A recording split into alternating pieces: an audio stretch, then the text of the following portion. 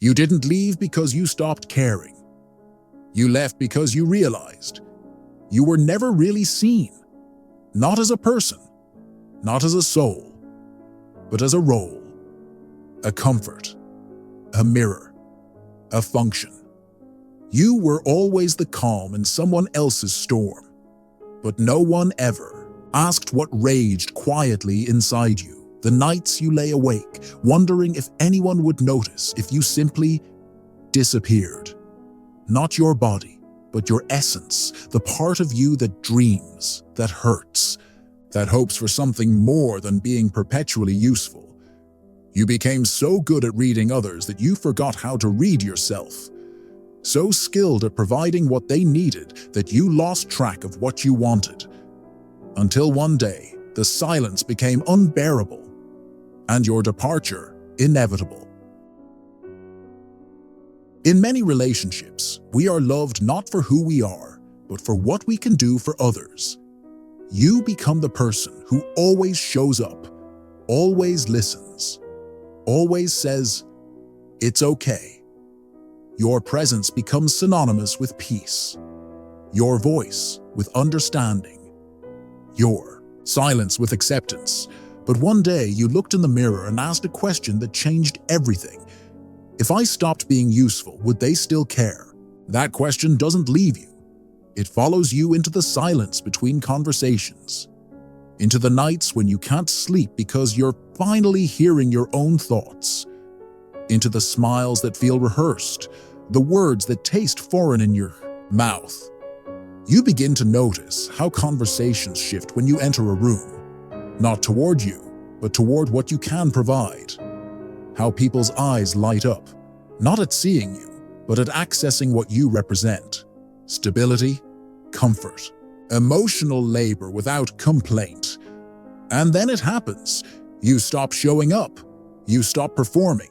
You walk away, not to prove a point, not to punish anyone, but to protect something sacred. Your right to be seen. Your right to exist beyond the boundaries of others' needs. Carl Jung wrote about the persona, the mask we wear to navigate the world. But what he understood, and what cuts so deeply, is this. The longer we wear that mask, the more others forget there's a person underneath. You became someone's emotional oxygen, their peace, their validation, their proof that the world could be kind. Not because they saw your soul, but because they projected their deepest needs onto you. Jung called this psychological projection. When we unconsciously place our own feelings, desires, or fears onto another person, like wearing sunglasses that make everything look blue, then believing the world is actually blue.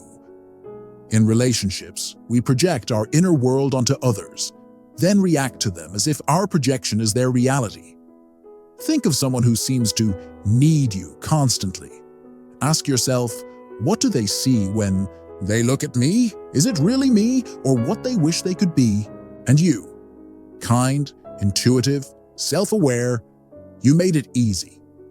You anticipated what they needed before they even asked. You learned to read micro-expressions, to sense shifts in energy, to become a human barometer for others' emotional weather. You filled their silences while ignoring your own. You became fluent in the language of their emotions while forgetting how to speak your own. You developed hypervigilance, constant alert awareness to others' needs. Your nervous system became attuned to theirs.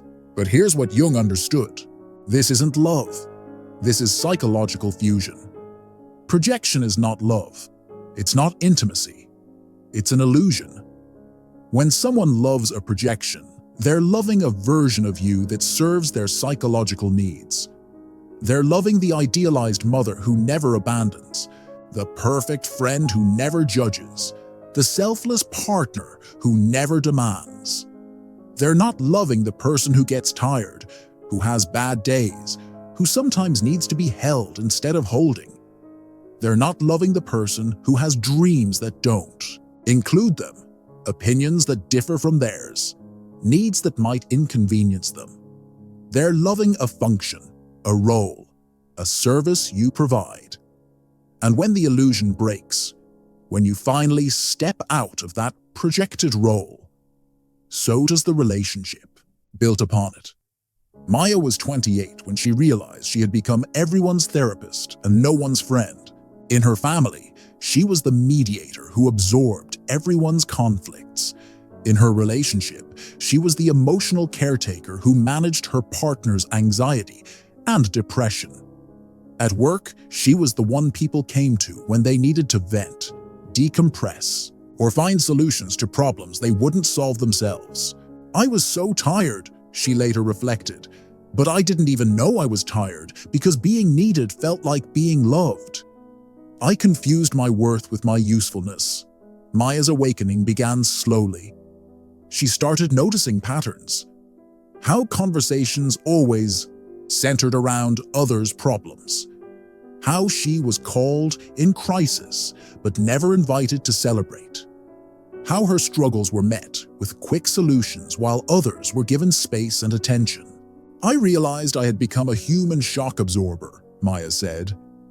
"I was absorbing everyone's emotional impact so they didn't have to feel the full force of their own lives." It started with small boundaries. She stopped answering her phone immediately. She said no to one social gathering to take care of herself instead. She asked for support rather than automatically giving it. She shared her own struggles and watched carefully to see who stayed present. The reaction was swift and brutal. Her partner accused her of becoming cold, selfish, and not the person he fell in love with. Her friends said she was going through a phase, that she was becoming too focused on herself. Her family worried she was depressed, maybe having a breakdown. The irony, Maya realized, was that the moment I started taking care of myself, everyone decided I was broken. The moment I stopped being available for their emotions, they questioned my mental health. But Maya began to understand something crucial. Their distress wasn't about losing her. It was about losing the function she performed. She hadn't become cold. She had stopped being a repository for others' overwhelming emotions. She hadn't become selfish. She had stopped being selfless to the point of self-erasure. She hadn't stopped caring. She had started including herself in that care. "I realized that what I thought was love was actually psychological labor," Maya reflected. "I was working overtime to regulate other people's emotional lives while my own life remained unexplored, unlived." The hardest part was accepting that some people in her life weren't capable of loving her as a full person. They could only love her as a function, and when she refused to function in that way anymore, they experienced it as betrayal. You were not loved, you were needed. And that realization, it cuts deeper than abandonment ever could. Because abandonment suggests you mattered enough to miss. Being needed suggests you only mattered for what you could provide. Jung spoke of the shadow, the parts of ourselves we refuse to acknowledge.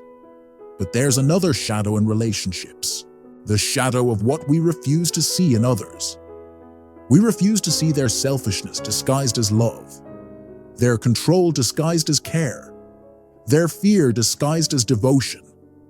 We refuse to see how they've made us responsible for their emotional stability, while taking no responsibility for ours. We refuse to see how they've benefited from our self-sacrifice, while calling it mutual love. When you finally walk away, you're not just leaving a relationship. You're refusing to participate in their avoidance of their own shadow. You're refusing to be the container for what they won't face in themselves.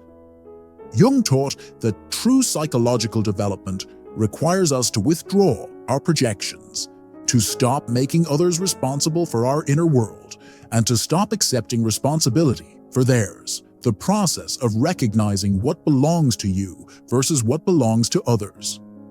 It's like taking off those blue sunglasses and seeing the world's actual colors. Notice when you feel responsible for someone else's emotions. Ask yourself, is this feeling mine or theirs? What am I trying to control by taking this on? But here's what makes this so difficult. Withdrawing projections often ends relationships that were built on them. And that can feel like losing love, when really you're discovering it was never love at all. If you're recognizing yourself in this, take a moment to breathe deeply. Notice what you're feeling right now. You're not alone in this recognition. The fact that you can see it means you're already beginning to free yourself from it. And so, when you walked away, they called you selfish, cold, unreasonable. They painted your departure as cruelty, your silence as punishment, your need for space as betrayal. But what they truly mourned was not your absence, it was the collapse of the emotional architecture you had built for them. They weren't grieving you. They were grieving the comfort your presence brought, the control, the predictability, the guarantee that someone would always be there to catch their emotional overflow. Because you weren't a person to them. You were a system, a carefully calibrated emotional ecosystem designed around their needs. And when a system breaks, chaos follows. But here's the truth. No one tells you. Their collapse is not proof of your cruelty. It's proof of how much you were carrying. Jung understood that in unconscious relationships, we often become what he called the container for others' unprocessed emotions. When one person holds the emotional experience that another cannot yet handle, the container absorbs the anxiety, the rage, the grief, the shame, so the other person doesn't have to feel it. But containers aren't meant to hold indefinitely. Eventually, they overflow or break. You became the container for their fear of abandonment, their shame about neediness, their terror of being alone with themselves. You held their unprocessed trauma, their unresolved childhood wounds, their deepest insecurities. Every time they felt overwhelmed, you absorbed it. Every time they felt inadequate, you reflected back their worth. Every time they felt lost, you became their compass. But what happens to the container? Jung knew the container eventually cracks under the pressure of holding what isn't theirs. When you left, all those unprocessed emotions came flooding back to them, and instead of recognizing this as their own emotional material returning home, they experienced it as you attacking them. They felt abandoned because they had never learned to be alone with themselves. They felt worthless because they had never developed internal validation. They felt terrified because they had never built their own emotional foundation.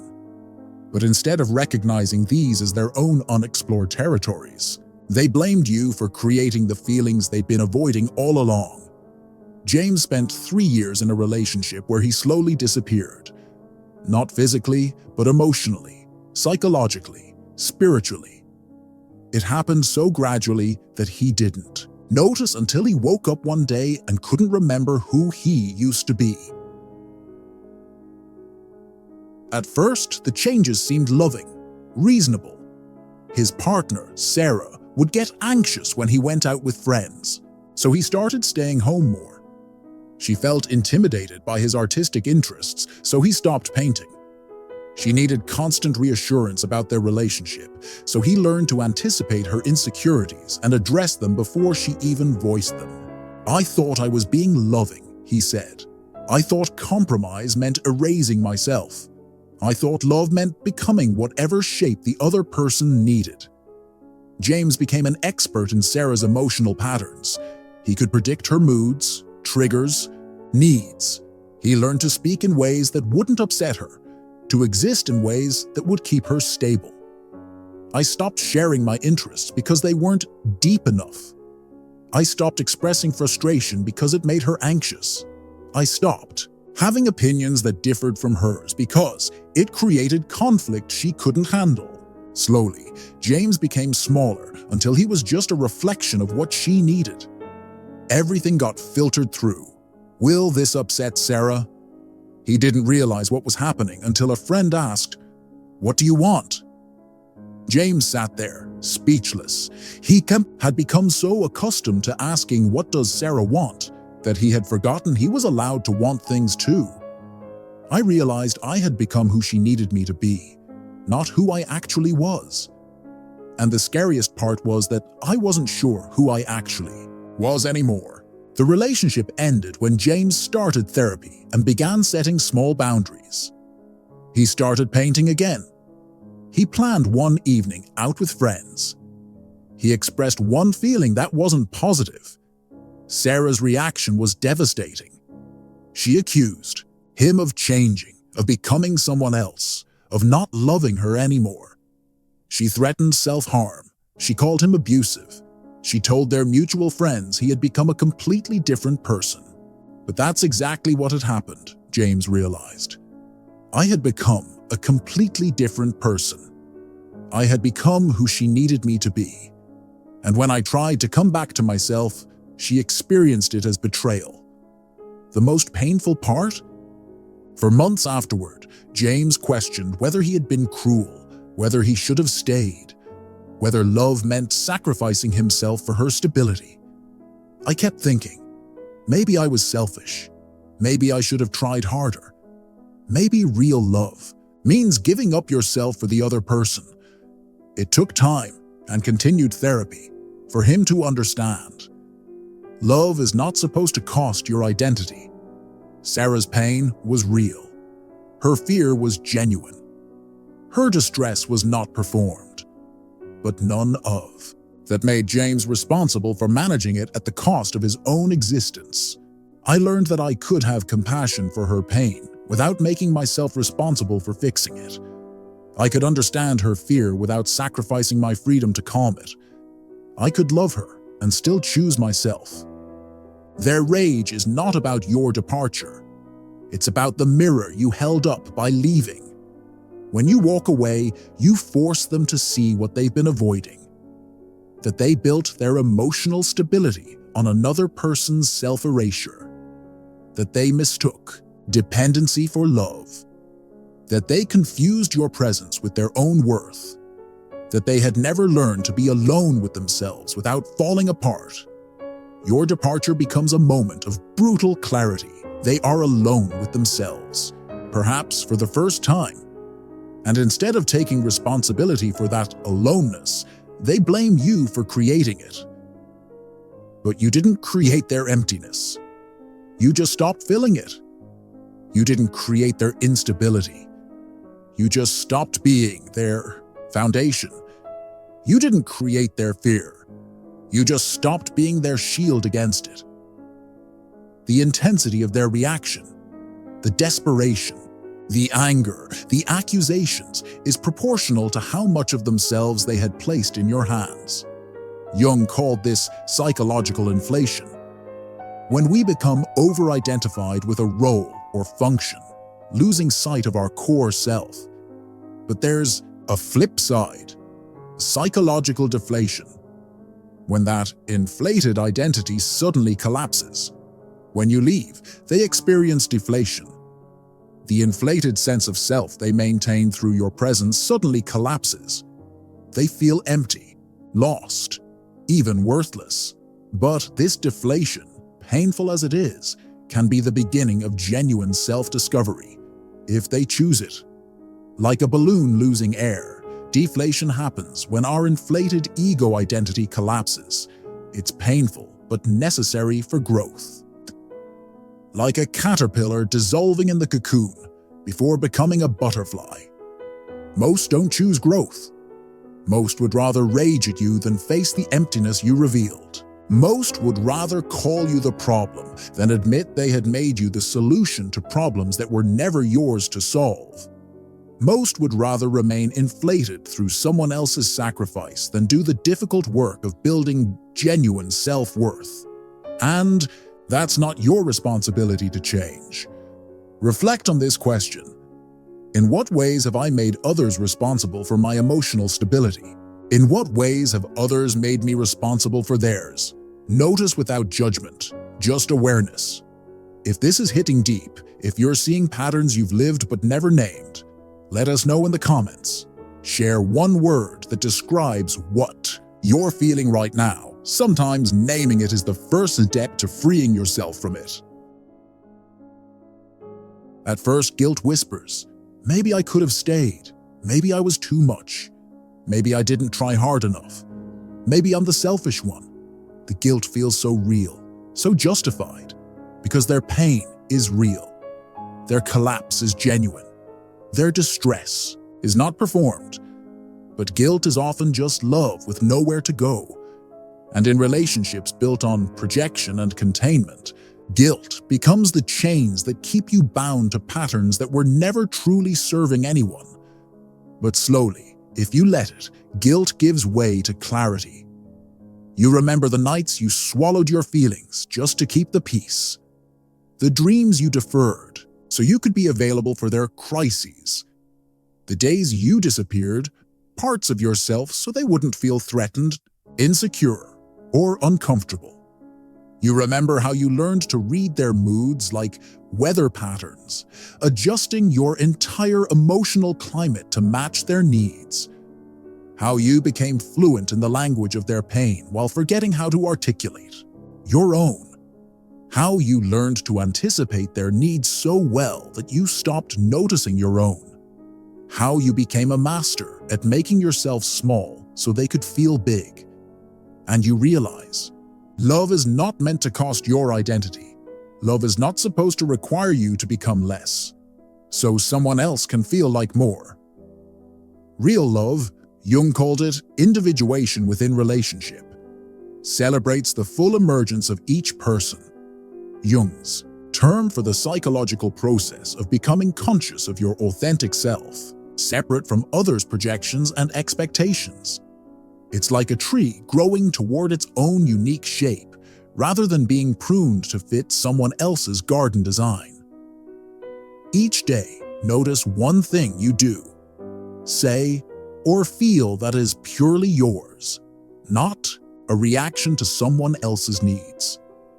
The process of reclaiming yourself is not linear.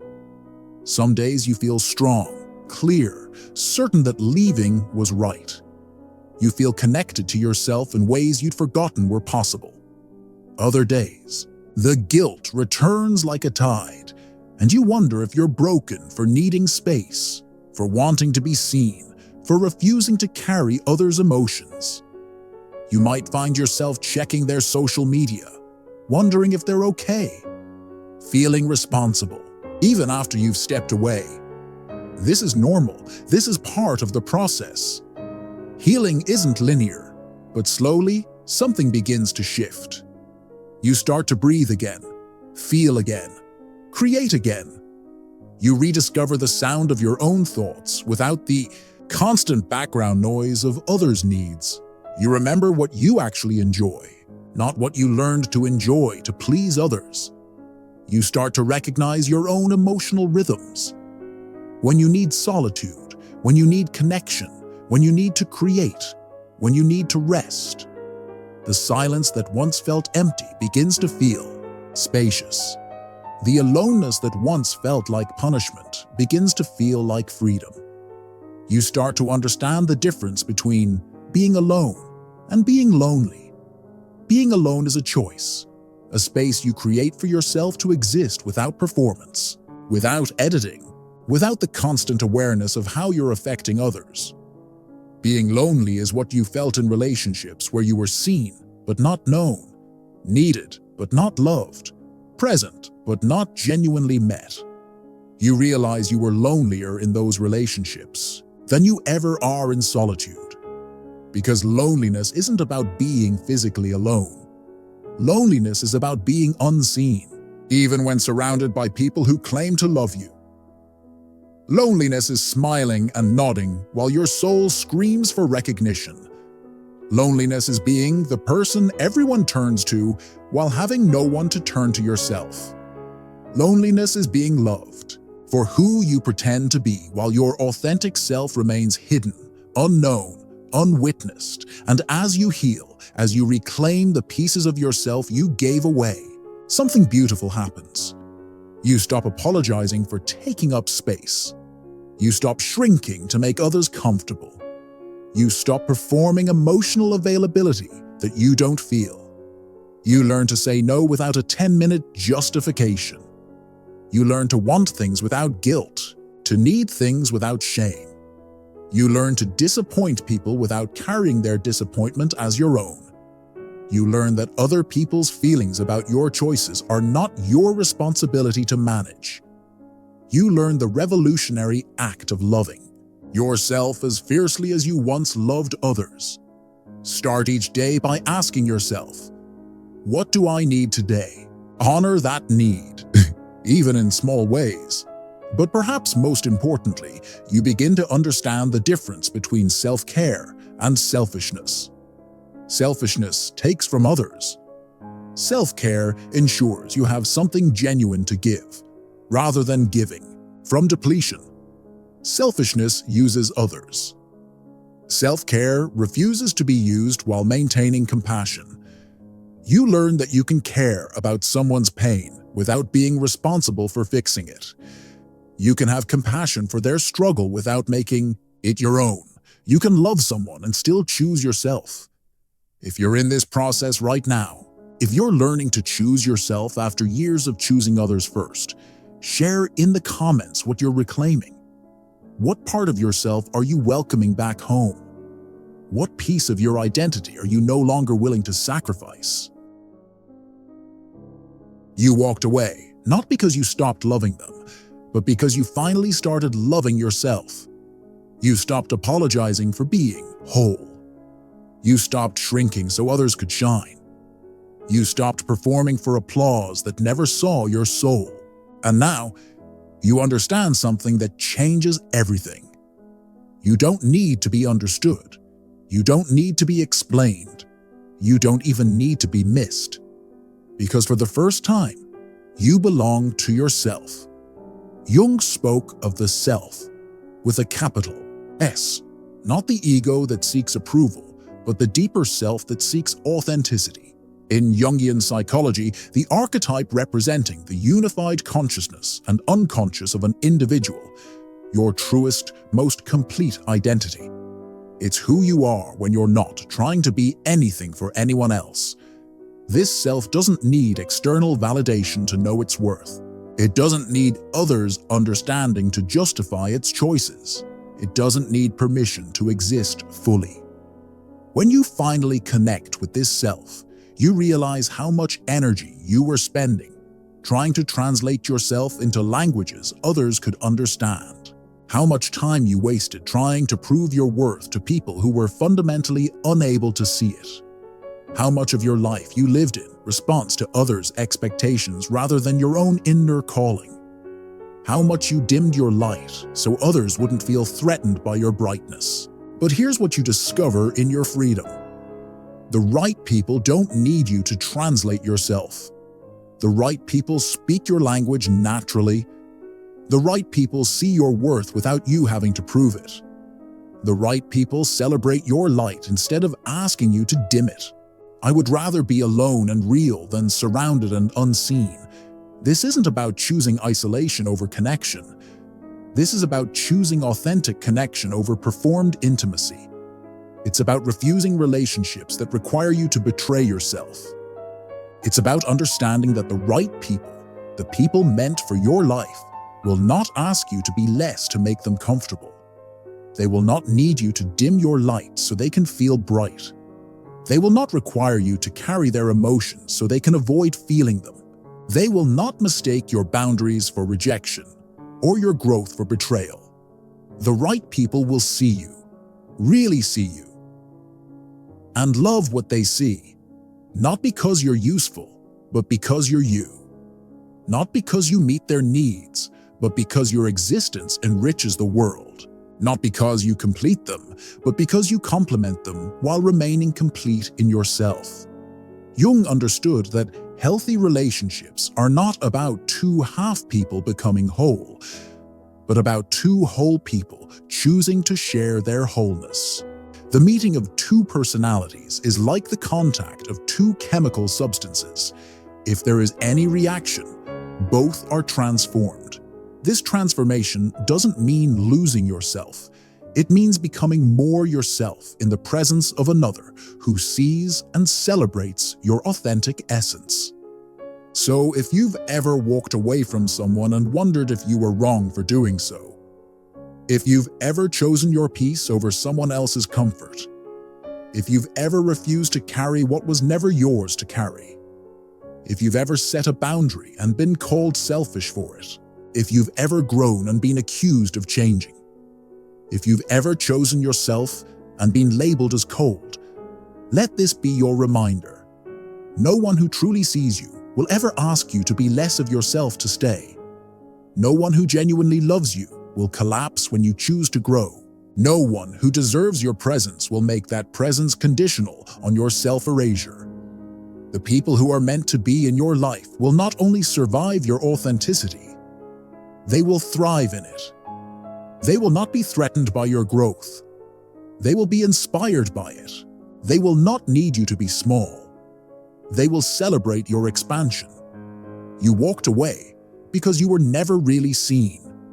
And now you're learning to see yourself, to love yourself, to be yourself, without apology, without explanation, without permission. This is not selfishness. This is self-respect. This is not cruelty. This is clarity. This is not the end of love. This is the beginning of loving truthfully, starting with yourself. And from this place of self-love, of self-respect, of authentic selfhood, you become available for relationships that don't require you to sacrifice your identity. You become open to connections that celebrate rather than diminish you. You create space for people who see you not as a function to fulfill their needs, but as a soul worthy of being known, appreciated, and loved for exactly who you are. Jung called this process individuation, becoming who you truly are, separate from the roles, expectations, and projections others place upon you. Look in the mirror and say, "I am not what others need me to be. I am not here to complete anyone else. I am here to be fully, authentically myself." And that is enough. The journey back to yourself is not always easy, but it is always worth it. Because at the end of the day, the relationship you have with yourself sets the template for every other relationship in your life. When you love yourself authentically, you attract authentic love. When you respect yourself completely, you attract complete respect. When you see yourself clearly, you attract those who see you clearly too. You are not too much. You are not too little. You are not broken for needing space, for setting boundaries, for choosing yourself. You are not selfish for refusing to sacrifice your identity for others' comfort. You are not cold for walking away from relationships that required you to disappear. You are healing. You are growing. You are remembering who you were before the world told you who to be. And that person, the real you, is worth protecting, worth celebrating, worth loving, especially by you. If this speaks to something deep within you, if you recognize your story in these words, if you're ready to choose being seen over being needed, write in the comments, "I choose to be seen." Let this be your declaration, not to the world, but to yourself, the part of you that's been waiting to come home, the part of you that's always known you deserved more than being useful. You deserve to be cherished for who you are, not what you can provide. And that starts with cherishing yourself. If this video has touched you, if it's helped you see something you needed to see, consider sharing it with someone who might need to hear this message. Sometimes we don't know we're invisible until someone reminds us we deserve to be seen. Thank you for taking this journey with me. Your courage to see yourself truly is the first step toward being seen by others in the same way. Until next time, remember, the right people will never ask you to be less than who you are.